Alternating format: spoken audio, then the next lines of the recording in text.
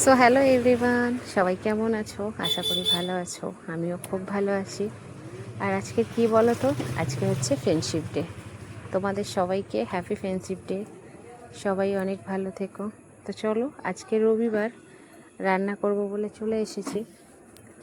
আর এখানে আজকে রান্না করব বলে আমি কেটে নিয়েছিলাম কচুরলতি, কিন্তু তোমাদের দাদাভাই বললো কচুরলতি খাবো না, আজকে যেহেতু রবিবার মাংস খাবো। কাজের সাইড থেকে ফোন করেছিল, আমি আর কিছু বললাম না। সোনাইকে পাঠিয়ে দিলাম বাজারে, বাজার থেকে বেশ খানিকটা মাংস আনালাম। সোনাই মাংস আনতে গেছে, আমি এদিকে মশলা টশলাগুলো সব কেটে কুটে নিচ্ছি। যেমন মশলা বলতে আদা রসুন পেঁয়াজ আলু এগুলো আর কি কেটে কুটে গুছিয়ে নিচ্ছি। তো এগুলো গুছিয়ে গাছিয়ে নিয়ে তারপরে সোনাই আসলে মাংসটা ধুয়ে নেবো, কারণ মাংস নিয়ে আস্তে আস্তে আমার মোটামুটি সব কিছু হয়ে যাবে, মানে গোছানো হয়ে যাবে। আর আমি না মিক্সিতে কোনো মশলা বাটতে পারি না, ভয় করে, কারেন্ট শর্ট খাওয়ার ভয়। তাই সোনাই আমার মশলাটা করে দেয় মিক্সিতে। তাই আমি আগে থেকে এগুলো কেটে কুটে রাখলে ও তবু একটা টাইম এসে আমাকে মশলাগুলো করে দিতে পারবে। তো যাই হোক, এখানে সোনাই আসার আগে আমিও তাড়াহুড়ো করছিলাম। আর এমন একটা টাইমে ফোন করেছে, আমি অলরেডি তখন তরকারি বসাতে যাচ্ছি, তখন সোনাই মানে তোমাদের দাদাভাই সোনাইকে ফোন করেছে যে মাকে একটু মাংস এনে দে। যাই হোক, রবিবার দিনটা এলে না কেমন জানি মাংস না খেলে মনে হয় যেন মনটা কেমন আনচান আনচান করে। যাই হোক, এখানটায় হচ্ছে আমি সবজি কাটছি।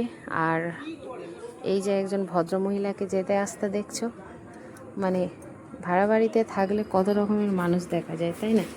পাগল ছাগল কত কিছু। যাই হোক, এই যে ভদ্রমহিলাকে দেখছো, এই ভদ্রমহিলা খুব একটা সুবিধার নয়।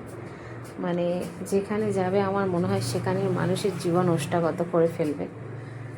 তো কিচ্ছু করার নেই, ভাড়া বাড়িতে থাকা মানে কত কিছু সহ্য করে থাকতে হবে। যাই হোক, এদিকে আমার মশলা টশলা সব কাটাকুটি সব হয়ে গেছে, আলু টালু সব কেটে ময়লাটা গুঁড়িয়ে নিচ্ছি।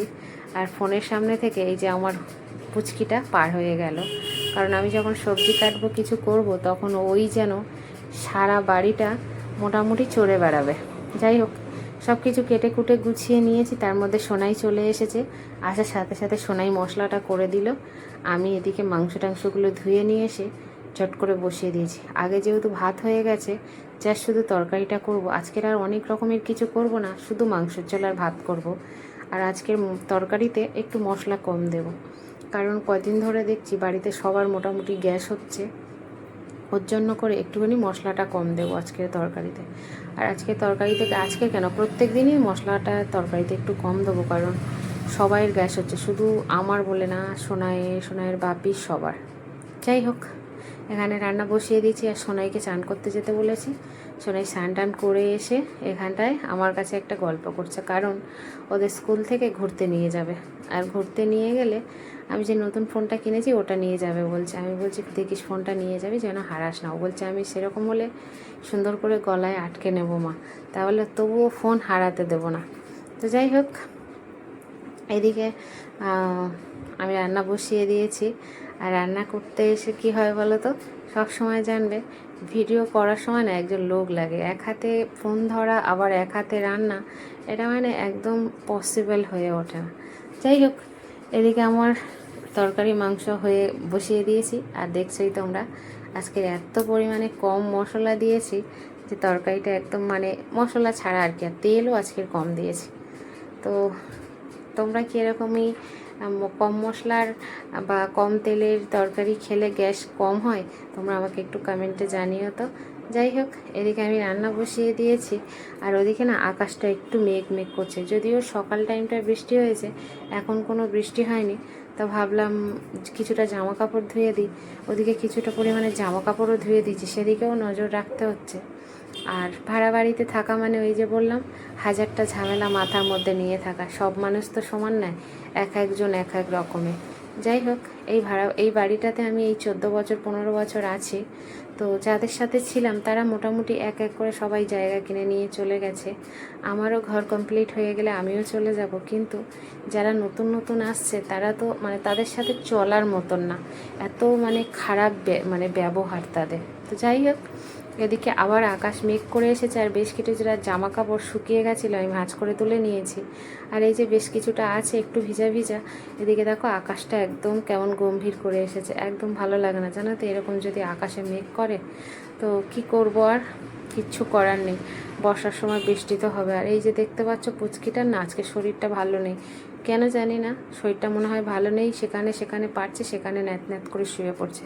এদিকে সোনাই চান টান করে এসে ও একটুখানি শুয়ে পড়েছে, বলছে আমি ফোনটা দেখি, তুমি ততক্ষণ রান্নাটা করো। আর আমি এই যে পুচকিটার একটু আদর করে দিচ্ছিলাম।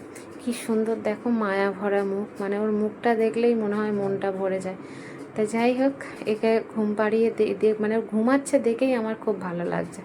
তো যাই হোক, ওকে একটু আদর টাদর করে এসে আর কোনো ভিডিও করতে পারিনি। আমার রান্না শেষ হয়ে গেছে তার মধ্যে। আর আমার রান্না হয়ে গেলে একটাই অভ্যাস, আমি গ্যাস সবার আগে গ্যাস মুছি।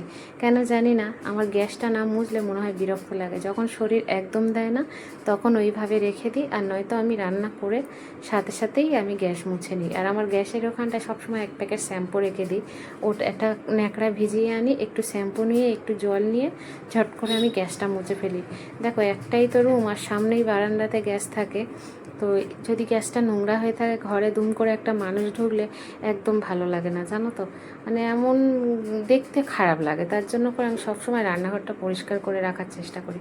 আর প্রতিদিন আমি গ্যাস মোছার পর এরকমই একটা কাপড় দিয়ে ঢাকিয়ে রেখে দিই, কারণ রাস্তার সামনে তো এত পরিমাণে ধুলো ঢোকে বলার মতো না। তো যাই হোক, এখানে দেখো সব কমপ্লিট হয়ে গেছে। আর এখানে দেখো পুচকিটাকে খেতে দিচ্ছে, কারণ ওর খুব খিদে পেয়েছে। সেই সকালবেলা একটু রুটি খেয়েছে, আর কিচ্ছু খায়নি। দুধ এখন করে তো খেতেই চাইছে না, যার জন্য করে রুটি দিয়েছিলাম, রুটি খেয়েছে। তো এদিকে রান্নাবান্না করে আমি আর স্নান করতে যাইনি, আজকে খাওয়া দাওয়া করে উঠে স্নান করব। কারণ স্নান করতেই যাচ্ছিলাম, যেতে যেতে দেখলাম কি যে পাশের বাড়ির একটা ছেলে, আজকে যেহেতু রবিবার সব ছুটি ছাটা আছে, ওরা স্নান করতে ঢুকেছে। আর আমার একটা বাজে অভ্যাস আছে, কোনো ছেলে মানুষ কলে গেলে আমি যেতে চাই না। তো যাই হোক, ওদের স্নান টান করে ওরা বাড়ি চলে এলে গুছিয়ে গাছিয়ে নিয়ে তারপরে আমি যাব। ততক্ষণে সোনাইকে খেতে দিয়ে দিয়ে আমিও নিজে খেয়ে নিই। আর এই যে বলেছিলাম আজকের তরকারি একদম মশলা কম দেবো, তেল মশলা কম দিয়ে তবে রান্না করব। তো মা ছেলে খাওয়া দাওয়া করে আমি এখন স্নান করে এসে ঘরে ঢুকেছি, ঢুকে চেঞ্জ করছি, দেখছো এই যে একটা পাখি, এই পাখিটা না এখন আর দেখা যায় না। মানে অনেক পাখি, অনেক কীটপতঙ্গ আছে যেগুলো আস্তে আস্তে না বিলুপ্ত হয়ে যাচ্ছে। এই পাখিটাকে আমরা কুকো পাখি বলি। তোমরা কে কী বলো আমাকে কমেন্টে জানাবে, হ্যাঁ। তবে এই পাখিটা না দেখতে খুব ভাল লাগে। আমাদের দেশের দিকে না এই পাখিগুলো হচ্ছে মাঠে, তারপরে আমাদের দেশের দিকে বাঁশবাগান সেখানে থাকে। তো যাই হোক, আর শামুক খায়। তো যাই হোক, স্নান টান করে গুছিয়ে গাছিয়ে নিয়ে পাখিটাকে ওই যে জানলার মধ্যে থেকে ভিডিওটা করছিলাম, করে দেখিয়ে নিয়ে চলে আসলাম। এসে এখানটায় হচ্ছে একটু বিকেলবেলা হাঁটতে এসছে। আর আমাদের এখান থেকে না সবাই হচ্ছে তারকেশ্বরে যাবে বলে সব এখানে বক্স বাজছিল, আমি ওই সাউন্ডটা আর নিলাম না। তো যাই হোক, আর বেশ ওই যে বললাম কিছুটা জামা কাপড় কেচে দিয়েছি, মানে একটু দেখছি রোদ বেরিয়েছে তাই সবগুলো বের করে দিয়েছি। তো যাই হোক, আমার ভিডিওগুলো তোমাদের কেমন লাগে কমেন্টে জানাবে। যাই হোক, এই যে আবার একটু জামা কাপড়গুলো শুকায়নি দেখে আমি এদিকে চলে এসেছি হাঁটতে হাঁটতে। ভাবলাম দেখি ওদের বাঘটা কেমন দেখতে লাগছে। তো দেখলাম বাঘটা দেখা যাচ্ছে না, বাঘটা মনে হয় ওদের বাড়ির ভিতরে রেখেছে। আর আমি গেলাম না, ওখানে প্রচুর লোকজন আছে আর আমি নাইটি পরেছিলাম বলে।